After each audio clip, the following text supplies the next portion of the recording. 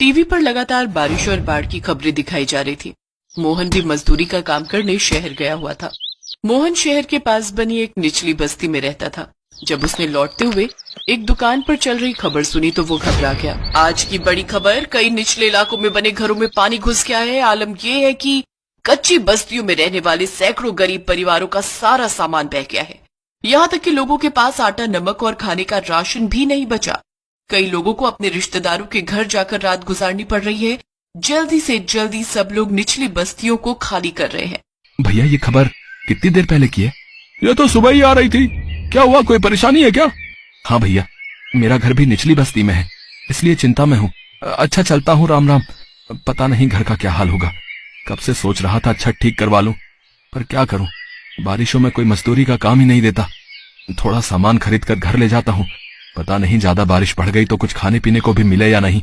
मोहन परेशानी की हालत में अपने आप से बातें करता हुआ जल्दी जल्दी कदम बढ़ा रहा था।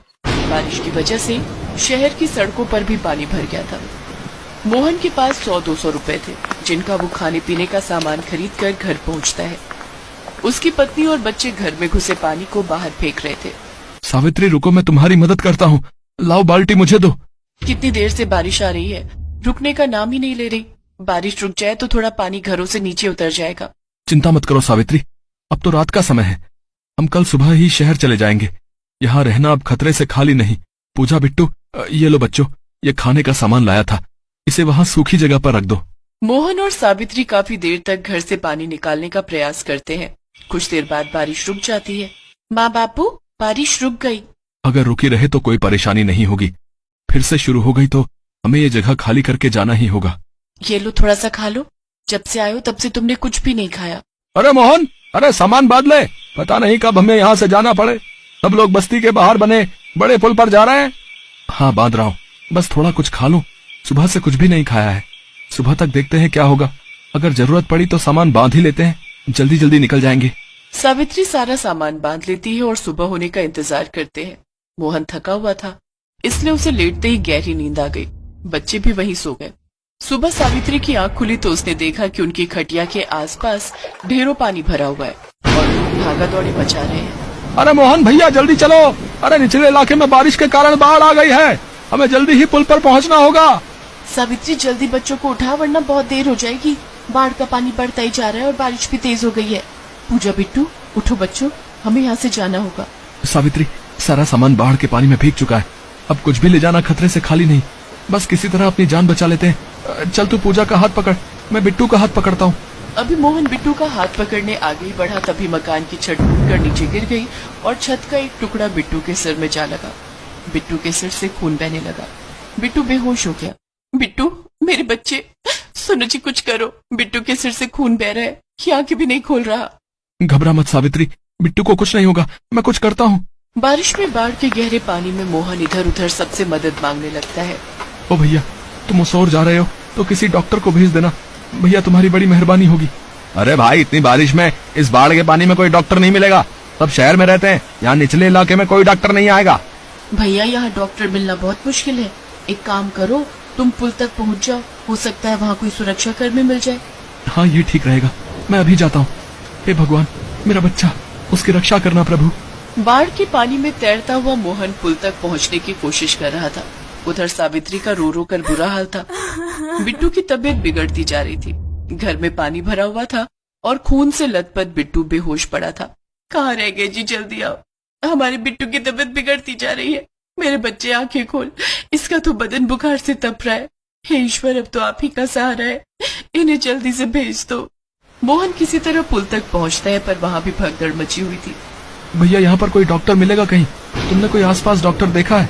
नहीं भैया, और यहाँ कोई डॉक्टर नहीं मिलेगा। इतनी भीड़ में तुम्हें लगता है कि कोई डॉक्टर मिलेगा? अरे बाढ़ की वजह से हम गरीबों का कितना बुरा हाल है। सब इधर उधर अपने परिवार को ढूंढने में लगे हुए हैं। कहीं भी कोई डॉक्टर नहीं दिखाई दे रहा। भगवान, मदद करो, मुझ गरीब पर दया करो, मेरी मदद करो। अचानक भीड़ में से एक डॉक्टर मोहन को रोता हुआ देख लेता है।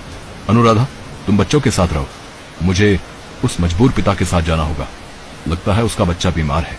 पर इससे आपकी जान को भी खतरा हो सकता है। निचले इलाके में बाढ़ का पानी ऊपर तक आ गया, अगर आपको कुछ हो गया तो? अनुराधा, मैं एक डॉक्टर, मेरा सबसे पहला कर्तव्य यही है कि मैं अपनी जान की परवाह किए बिना किसी की जान बचाऊं। अगर मैं आज इस गरीब मजदूर पिता के साथ नहीं गया तो कल मैं अपने पेशे और अपने समाज से आंखें नहीं मिला पाऊंगा। कुछ देर बाद सुरक्षा कर्मी आएंगे, तुम उनके साथ घर लौट जाना। मैं किसी न किसी तरह वापस आ जाऊंगा। उस डॉक्टर का नाम राकेश था।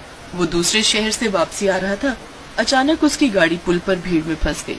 आगे का पुल टूट चुका था, इसलिए कोई भी सहायता के बिना शहर तक नहीं जा पा रहा था। इसी बीच जब डॉक्टर राकेश ने मोहन को रोते बिलखते डॉक्टर के लिए पूछते देखा तो उससे रहा नहीं गया और अपना फर्ज निभाते हुए वो मोहन के पास पहुंचा।